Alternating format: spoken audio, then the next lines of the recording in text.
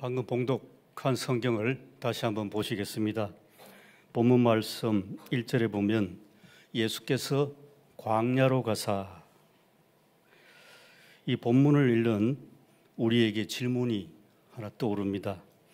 예수님이 왜 광야로 가셨을까? 도대체 무엇 때문에 광야로 가셨을까? 예수님이 갈 곳이 거기밖에 없었던가?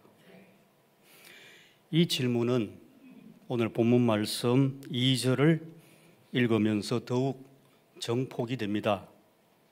40일을 밤낮으로 금식하신 후에 줄이신지라. 40일을 아무것도 먹지 않고 금식한 사람이면 당장 먹을 것이 있는 집으로 가든지 아니면 사 먹으러 식당으로 가든지 그렇게 가야 할 것 같은데 예수님은 광야로 가셨습니다. 거기 그 광야에 무엇이 있다고 거기로 가셨을까? 이 광야를 놓고 여러 가지 생각이 뜹니다. 이 질문에 대한 대답을 얻기 전에 구약 성경 출애굽기에 나오는 우리 잘 아는 얘기입니다. 히브리 노예들이 해방된 사건, 그것이 떠오릅니다. 히브리 노예 집단이 애굽의 종살이에서 해방되고 또 홍해 바다를 건너서 이르는 곳이 곧바로 가나안 복지가 아니고 광야였습니다. 아마도 해방된 노예들은 이제 해방 공간에서 마음껏 자유를 누리면서 풍요로운 삶이 시작될 것이다. 그렇게 기대했을 것입니다. 그런데 홍해 바다를 건너니 이 사람들을 기다리고 있는 것은 광야였습니다. 황량한 황무지, 또 아무것도 없는 사막이었습니다. 그 광야에는 살아갈 집도 없고 그리고 먹을 것도 없고 심지어는 마실 물조차 없었습니다. 그래서 해방된 히브리인들에게는 해방의 기쁨이 금방 낙담으로 바뀝니다. 자유하던 그 환호성이 원망으로 바뀝니다. 해방의 기대가 절망으로 바뀌어 갔습니다. 불평합니다. 우리가 애굽에 있을 때는 육체는 노동으로 고달팠지만은 그래도 먹을 것은 실컷 먹었지 않는가. 고기도 마음껏 먹었는데 더 먹을 것이 풍요로울 줄 알았는데 이렇게 우리를 광야로 내몰았으니까 이 광야에서 굶어 죽게 생겼구나. 이런 광야입니다. 그런데 이 광야는 누가 인도했습니까? 여호와 하나님이 인도하신 곳이었습니다. 해방된 히브리 노예들은 이곳 광야에서 무려 40년 이상이나 지내면서 여호와 하나님이 어떤 분인지 조금씩 알아갔습니다. 먹을 것이 없는 광야에서 하나님이 먹을 것을 주셨습니다. 만나와 메추라기를 주신 것입니다. 마실 물이 없는 광야에서 하나님이 바위를 갈라서 생수를 주셨습니다. 풍요로운 생활과는 거리가 멀어도 한참 멀었습니다. 그런데 광야에서 굶어 죽지는 않았습니다. 이 광야 생활을 통해서 히브리인들은 노예로 살던 옛 습관을 벗겨내기 시작했습니다. 또 옛 노예 근성도 벗겨내면서 그러면서 하나님의 백성이 되어 갔습니다. 하나님의 백성이 되면서 참 자유인이 되었습니다. 먹을 것이 풍요롭고 삶이 풍요로워지면서 하나님의 백성이 된 것이 아니라 광야에서 앞이 보이지 않는 캄캄한 이 광야에서 하나님의 백성이 되어 갔습니다. 이스라엘 민족의 기원이 여기에 있습니다. 히브리 노예 집단이 광야에서 하나님의 백성이 되어 갔습니다. 다시 오늘 본문으로 한번 돌아와 보겠습니다. 예수님도 그러한 광야로 가셨습니다. 40일을 아무것도 먹지 않고 금식한 예수님이기 때문에 당장에 굶주린 배를 채우러 가야 했을 터인데 그것이 상식 아니겠습니까? 그런데 거기로 가시지 않고 예수님은 광야로 갔습니다. 광야가 어떤 곳인가? 우리에게로 한번 돌아와 보겠습니다. 광야는 우리가 살아가는 일상, 또 예수 믿는 우리의 신앙 생활의 상징으로 다가옵니다. 예수를 믿는 우리를 기다리는 삶의 현장은 광야라는 말씀입니다. 화려한 생활이 없습니다. 또 전혀 편하지도 않습니다. 안전장치도 없습니다. 힘들고 고달프고 고통스럽고 고난의 연속이 이어지는 곳이 광야 생활입니다. 산 넘어 산입니다. 때때로 드는 생각입니다. 예수 믿고 교회 다니면 복을 받아서 고통을 피해받고 고난당하지도 않고 어떤 점에서든 남들보다는 잘 살아야 하지 않겠는가. 좀 예수 믿고 풍성했으면 좋겠는데 그것이 아니라면 최소한 요즘 말대로 소확행, 소소하지만 확실한 행복은 누려야 하지 않겠는가. 물론 그렇습니다. 최소한 소확행은 누리면서 사는 것이 우리 모두의 예수 믿는 사람들도 최소한 바람입니다. 그런데 이렇든 저렇든 간에 오늘 본문 말씀에서 우리가 확실하게 보는 것은 우리 하나님은 우리 삶을 풍요가 아니라 광야로 인도하십니다. 광야로 인도하시면서 이 광야에서 하나님의 자녀가 되게 하신다는 그 말씀입니다. 믿지 않는 이 세상 사람들은 많이 소유하고 많은 것을 누리고 또 화려한 풍요에 대한 꿈을 꾸고 있습니다.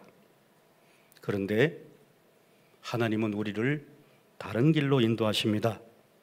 그 길은 광야입니다. 그렇다면 광야에서 날마다 고통이 오고 힘들고 고난당하는 이 광야에서 하나님의 자녀가 누리는 또 누릴 수 있는 행복이 무엇이겠습니까? 구약 성경 출애굽기를 다시 음미하시면 됩니다. 그것은 하나님이 나와 함께 하심입니다. 다른 것은 없습니다. 하나님이 나와 함께 하신다. 임마누엘 은총입니다. 다시 본문 말씀으로 가겠습니다. 1절 말씀, 예수님은 마귀에게 시험을 받으러 광야로 가셨습니다. 여기에서 시험이란 그 뜻은 학교에서 학생들이 치는 시험과는 다릅니다. 학생들이 치는 시험은 알고 있는 지식을 시험 치는 겁니다. 그런데 오늘 본문 말씀의 시험은 유혹이란 뜻입니다. 사람을 나쁜 길로 꿰는 유혹, 넘지 말아야 할 경계선을 넘어가도록 그렇게 하는 것이 유혹입니다. 우리가 성경에 보면 유혹의 수렁에 빠진 사람들을 종종 만나게 됩니다. 창세기 3장에 보면 인류 첫사람 아담과 하와가 선악과를 따먹고 싶은 유혹을 이기지 못했습니다. 그래서 경계선을 넘어서 그 과실을 따먹었습니다. 또 사사기 16장에 보면 삼손이 블레셋 여인 들릴라의 유혹에 빠져서 자신도 망하고 이스라엘 민족도 어려움에 빠졌습니다. 신약 성경으로 오면 예수님의 제자 가룟 유다가 돈의 유혹에 넘어가서 스승을 팔아먹었습니다. 그러나 반대로 창세기에 등장하는 요셉은 보디발 아내의 집요한 유혹을 여러 번 거절하며 뿌리쳤습니다. 이렇게 성경의 사람들은 이런저런 유혹에 넘어가기도 했고 또 반대로 유혹을 이기기도 했습니다. 오늘 우리 현실 사회를 살아가는 우리도 마찬가지입니다. 유혹 때문에 일어나는 사고들이 매일매일 차고 넘칩니다. 성희롱, 성폭력, 불륜, 사기, 마약, 불법 동영상, 강도, 살인, 집단 학살 등등입니다.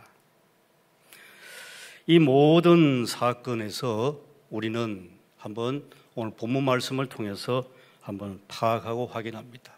야, 우리가 살아가는 이 세상이 어떤 곳이냐? 광야구나. 우리가 이러한 광야에서 살아가고 있구나. 오늘 본문 말씀 그 다음 읽어보면 광야로 가신 예수에게 세 가지 유혹이 왔습니다.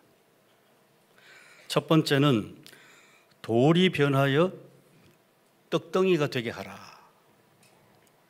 인간의 기본 욕구인 먹는 것에 대한 유혹입니다. 우리 속담에도 있지 않습니까? 금강산도 밥 먹고 났습니다. 식후경. 돌이 변하여 떡이 되게 한다면 당장 40일을 금식한 예수님 본인의 굶주림을 해결할 수 있을 겁니다. 뿐만 아니라 먹을 것이 없어 고통당하는 대중의 현실도 해결할 수 있습니다. 그렇게 되면 대중들 사이에서 예수님은 메시아로 뜰 수 있는 기회입니다. 그 당시 이스라엘은 절대 빈곤에 시달리는 그러한 가난한 사회였습니다. 돌이 변하여 떡이 되게 한다면 예수님은 당장 메시아로 입증이 됩니다. 우리 현실도 마찬가지죠. 올해 우리나라 경제 상황이 지난해보다 더 힘들다고 전망합니다. 특별히 자영업 하시는 분들은 많이 힘든다고 합니다. 삶의 현실이 양극화입니다. 부자와 가난한 사람의 차이가 좀채 좁혀질 것 같지도 않고 오히려 더 벌어지는 그런 현상이 일어납니다. 그래서 아마도 물질이 궁핍한 사람은 길가에 굴러다니는 돌덩이가 떡이 아니라 돈으로 보일 정도입니다. 어깨에 짊어진 삶의 무게가 이겨내기 힘든 상황입니다. 그런 상황을 생각하면서 그런 상황에서 오늘 본문 말씀 예수님께 주신 유혹 돌이 변하여 떡덩이가 좀 되게 하라. 그러면 당장에 없는 사람, 꼭 필요한 사람, 절박한 사람에게 당장 해결이 되지 않겠느냐. 이 유혹을 예수님은 4절에 말씀하십니다. 기록하였으되 사람이 무엇으로만 살 것이 아닙니까? 떡으로만 살 것이 아니요 하나님의 입으로부터 나오는 모든 말씀으로 살 것이니라. 두 번째 유혹은 높은 곳에서 뛰어내리는 것입니다. 이것은 인간의 한계를 초월하는 겁니다. 공간을 초월하는 것입니다. 높은 곳에 뛰어내리면 최소한 다리가 부러져야 됩니다. 그런데 발가락 하나 다치지 않는다면 예수님은 하나님의 아들이라고 입증할 수 있다는 것입니다. 영웅 심리를 자극합니다. 이것이 유혹입니다. 창세기 2장에 보면 아담을 유혹한 사탄이 생각납니다. 선악과를 따먹으면 어찌 되겠냐? 너는 이제 보통 사람이 아니라 하나님 같이 된다. 초능력자가 된다는 얘기입니다. 슈퍼맨입니다. 슈퍼맨이 되려고 하는 이 유혹에 대해서 예수님은 7절에 응답하십니다. 하나님을 시험치 말라. 하나님만 절대 권능자란 그러한 말씀입니다. 세 번째 유혹은 세상의 권세 잡은 마귀와 타협하는 것입니다. 적당하게 살고 적당히 타협해라. 마귀에게 엎드려서 경배하면 천하를 호령할 수 있는 권세를 쥐어주겠다는 것입니다. 반지의 제왕 생각나시죠? 사람 마음속에는 욕망이 있습니다. 권력을 잡으려는 그런 욕망이 누구에게 있습니다. 이 마귀의 말을 듣고 거기에 엎드리고 타협을 한다면 예수는 당장에 권력을 잡고 더 나아가서 로마 제국을 군사력으로 물리칠 수 있습니다. 그렇다면 예수는 이스라엘의 메시아가 되는 것입니다. 얼마나 영웅적으로 큰 유혹입니까? 이 유혹에 대해서 예수님 대답하십니다. 10절입니다. 하나님만 섬기라. 하나님만 섬기라. 영웅이 되는 것을 예수님은 단호히 거절했습니다. 이게 오늘 본문 말씀입니다. 예수님이 받으신 이 세 가지 유혹은 우리가 살아가면서 어떻게 보면 일상으로 날마다 겪어나가는 그러한 유혹이 아니겠습니까? 인간의 기본 본능으로서 먹는 것부터 우리에게는 명예욕, 권력욕, 이러한 유혹이 날마다 엄습해오고 있습니다. 예수님처럼 우리도 만일 40일 한번 굶어본다면 어떻게 되겠습니까? 금식하시는 분이 있는지 모르겠습니다. 40일. 길바닥에 지천으로 깔려있는 그 돌들이 떡이라면 얼마나 좋을까? 그런 생각이 절로 들 것 같습니다. 실제로 우리도 그렇습니다. 살다 보면 물질이 궁핍하고 돈이 절실할 때, 돈이 필요해서 절절 매일 때 그런 생각이 듭니다. 길가에 널려있는 돌들이 돈이라면 얼마나 좋을까? 이런 근심 걱정이 있는 그런 광야를 우리가 살아가고 있습니다. 이럴 때 어떻게 해야 할 것을 예수님이 이미 말씀하셨죠? 가르쳐 주셨습니다. 사람이 무엇으로 살아간다고 하십니까? 떡으로만 사는 것이 아니고 하나님의 입에서 나오는 모든 말씀으로 산다. 그런데 사람이 사람이기 때문에 먹고 살아야 합니다. 이 먹고 살 것을 채워주는 돈도 반드시 있어야 됩니다. 그 돈이 없다면 우리는 하루도 살아낼 수가 없습니다. 그러나 출애굽기에서 우리는 깨닫습니다. 이 먹을 것을 궁극적으로 해결해 주시는 분은 어디에 있습니까? 여호와 하나님이 주신다는 말씀입니다. 물질에, 돈에, 떡에 매몰되지 않는 그러한 삶, 그 유혹, 그것을 이겨낼 수 있는 것은 오직 하나님만 의지하심이라. 직장에서도 얼마나 많은 유혹을 겪습니까? 어떤 잘못이나 비리가 있었을 때 적당히 못 본 채 눈 감아주면 너에게 보상이 따를 것이다. 타협을 강제합니다. 직장 가면 상사에게 적당히 허리를 굽혀야 출세하고 최소한 자리를 보존하지 않겠습니까? 스스로 타협해 나갑니다. 강요하지 않더라도. 그런데 예수님이 유혹을 물리치신 것처럼 우리도 이런 유혹을 이기고 극복해야 합니다. 무엇으로 가능합니까? 우리의 능력으로는 불가능합니다. 유혹을 이기는 길은 예수님 말씀대로 예수님처럼 하나님의 말씀, 하나님의 권세로 있습니다. 여기서 우리가 확인합니다. 예수 믿는 것이 무엇입니까? 예수 믿는 것. 예수 믿는 것은 이러한 마태복음 4장에서 우리가 읽었듯이 예수님을 따라가는 것입니다. 예수를 따라가면 거기에는 화려한 궁전이 없습니다. 광야입니다. 요즘 21세기를 살아가는 우리는 불편한 생활을 참아내기가 참 힘듭니다. 얼마나 편합니까? 참 편한 세상입니다. 오죽하면 아파트 이름도 이 편한 세상 나오겠습니까? 갈수록 편해지는 세상입니다.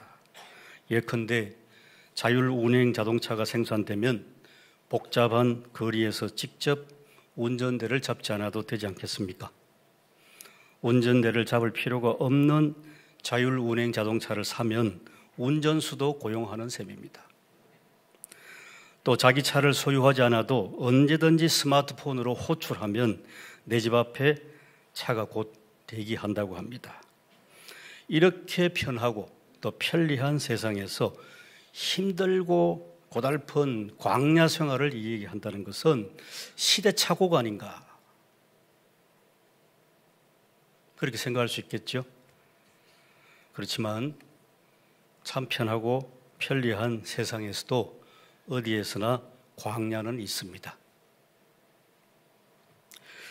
이렇게 시험과 유혹을 물리친 예수님이 마태복음 6장에 보면 우리에게 기도를 가르쳐 주셨습니다. 그 기도 가운데 보면 우리를 시험에 들게 하지 마옵시고 유혹에 빠지지 말게 하옵시고 이어서 다만 악에서 구하옵소서. 이 기도는 우리를 시험 들게 하고 유혹에 빠지게 하는 힘이 있다는 겁니다. 그냥 그저 시험이 있는 것이 아니고 그저 유혹이 오는 것이 아니라 그 유혹을 안겨주는 힘이 있습니다. 그 힘이 악의 힘입니다. 예수님 기도 가르쳐 주셨습니다. 악에서 구하옵소서.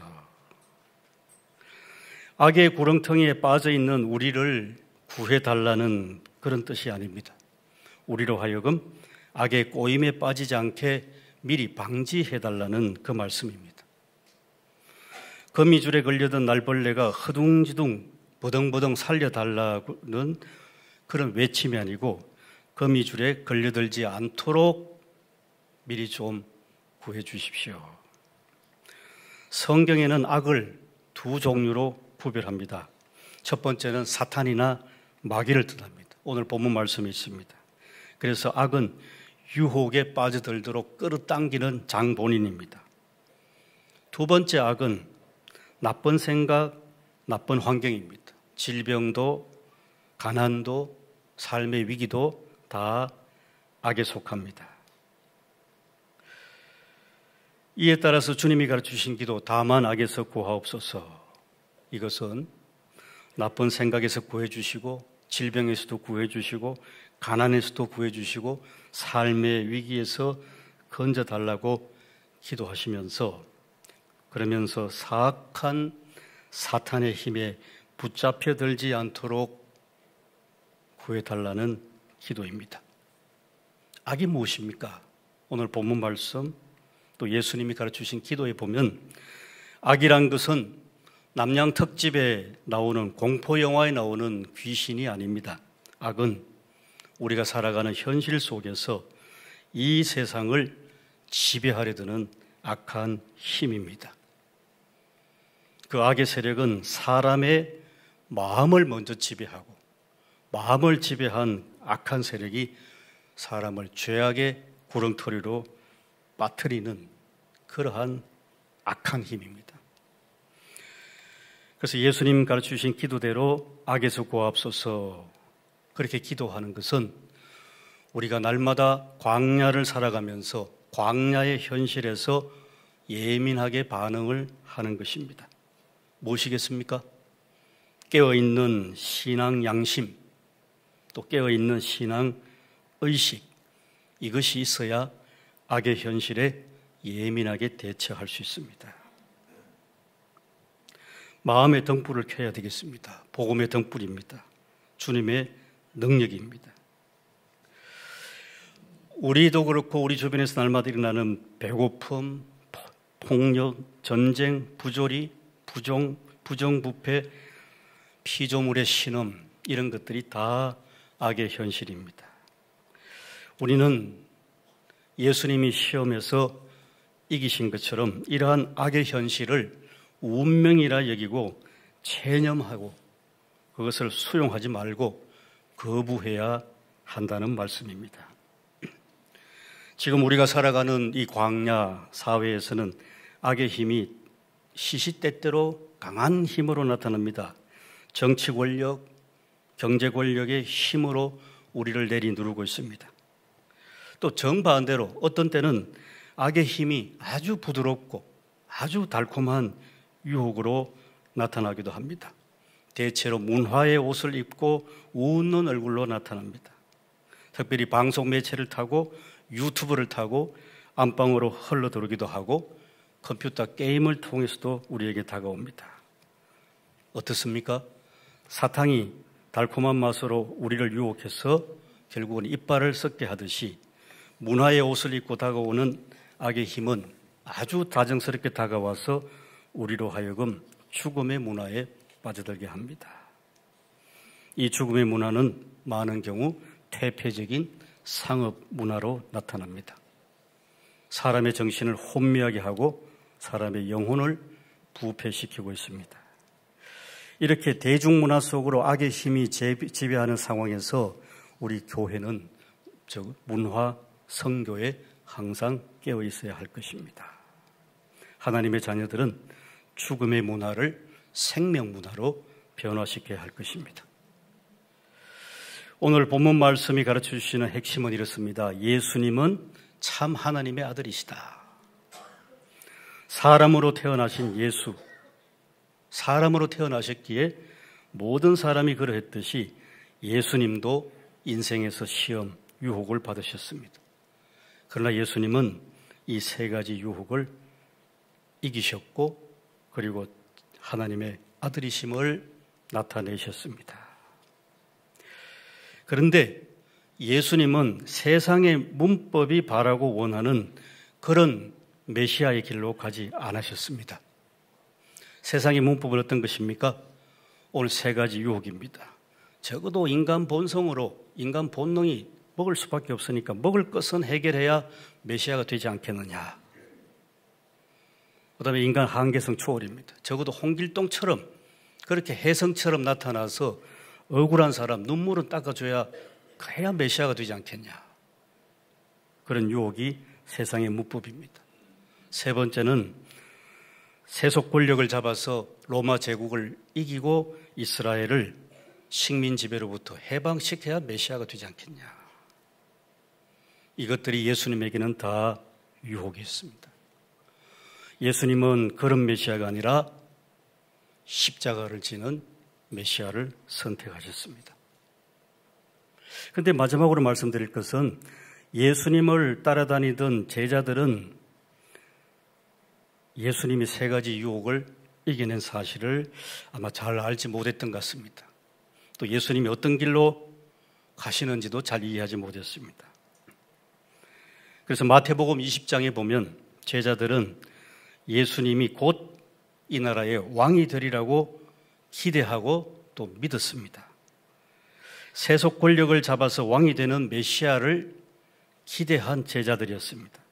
그래서 그 가운데 두 사람의 어머니가 예수님께 와서 인사청탁합니다. 예수님, 당신이 이 나라를 다스리는 왕이 되시면 내 아들이 둘인데 하나는 좌정성에 또 다른 하나는 우정성에 좀 앉혀주십시오. 장관 자리 달라는 인사청탁입니다. 그러자 곁에서 이것을 보고 있던 나머지 10 제자들이 분통을 터뜨립니다. 그 자리는 내 자리인데 왜 네가 먼저 청탁하느냐. 요즘 우리 사회에 대입해도 될 것 같습니다. 우리가 살아가는 사회는 대한민국의 많은 자녀들은 엄마의 정보력으로 대학 가지 않습니까?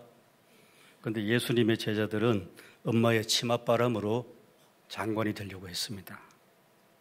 아무튼 간에 제자들의 다툼에서 예수님이 말씀하셨습니다.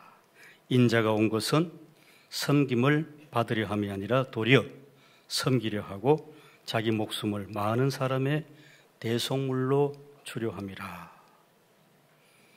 세속 왕이 되는 메시아가 아니라 십자가를 지는 메시아임을 깨우쳐 주셨습니다.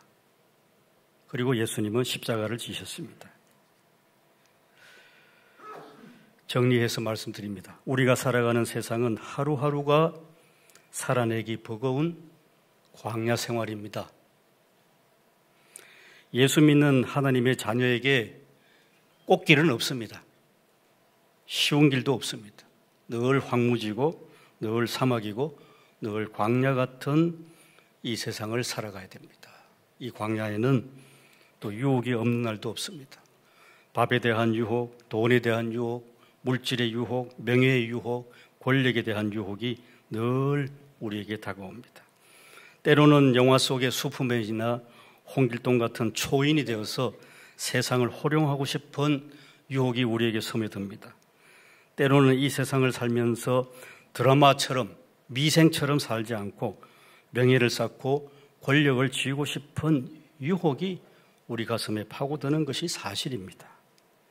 그러나 우리 하나님의 자녀들은 이런 유혹이 올 때마다 어떻게 이기게 되겠습니까? 오늘 예수님 본문에서 보신 것처럼 하나님 말씀으로 이겨내시기를 간절히 기원합니다. 기도드리겠습니다. 하나님, 저희들은 지금 십자가를 지신 예수님 앞에서 이 광야 같은 세상을 살아가고 있습니다. 참 많은 경우에 힘듭니다. 이 세상 속에서 저희들은 바람에 나부끼는 마치 촛불처럼 그렇게 나부끼며 살아가고 있습니다. 하나님 말씀 저희에게 새로운 힘을 주실 줄 믿습니다. 또한 이 광야 같은 국제 정세 속에 저희 민족이 지금까지 살아왔습니다. 우리 민족이 상한 갈대처럼 그렇게 살아왔습니다. 아버지 하나님, 성령의 능력으로 우리 민족과 함께해 주시어서 우리 민족이 꺾이지 않도록 붙잡아 주실 줄 믿습니다. 우리 하나님의 존귀한 하나님의 자녀들은 예수의 제자가 되어서 예수 뒤를 따르게 해 주시옵소서. 예수님 귀하신 이름으로 기도드렸습니다. 아멘.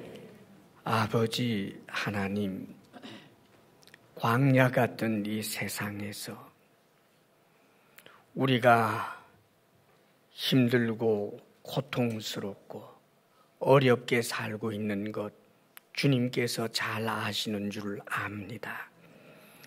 그러나 이 광야 같은 삶 한복판에 하늘과 땅을 지으신 전지전능하시며 우리를 사랑하시는 아버지 하나님이 함께 계심을 믿고 말씀을 따라 살지언정 유혹받아 쓰러지고 넘어지지 않게 하여 주옵소서.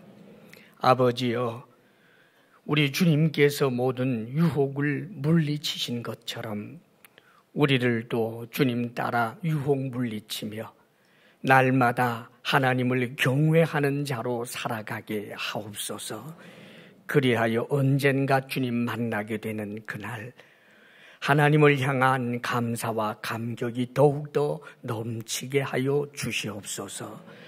주의 사랑하는 주의 백성들이 광야의 삶 가운데 땀 흘려 얻은 물질을 주님께서 우리에게 주신 줄 알고 거룩하게 구별하여 하나님 앞에 올려드리오니 이 물질에 담겨있는 모든 삶의 애환과 탄식과 한숨을 봅시고 아버지여 긍휼히 여기시사 받아주시옵소서. 우리가 하나님 앞에 드리기 위하여 손을 폈으나 우리의 모든 죄와 허물로 인하여 냄새나 하나님이 받기 어려운 것일지라도 아버지여 그리스도의 보혈로 덮어주시고 하나님 이 예물을 기쁘게 받아주시옵소서. 사랑하는 우리 성도들이 오직 하나님께로만 받기로 결심하게 하셔서 이 땅의 모든 필요를 하나님께로만 받게 하시고 불의의 재물에 마음 두지 않게 하여 주옵소서. 우리 성도들에게 건강의 복을 주옵소서. 마음의 평강을 주옵소서. 부부사랑 돈독하게 하옵소서. 우리들의 자녀가 광야 같은 이 세상에 유혹에 넘어지지 않게 하시며 믿음으로 승리하게 하옵소서. 이제는 우리 주 예수 그리스도의 크신 은혜와 하나님 아버지의 한없는 사랑과 성령의 교통하심과 충만케 하심이 하나님을 예배하며 유혹 물리치며 주의 제자답게 살리라 결단하며 나아가는 사랑하는 모든 성도들 위해 이제로부터 영원토록 함께 하시기를 간절히 축원하옵나이다. 아멘.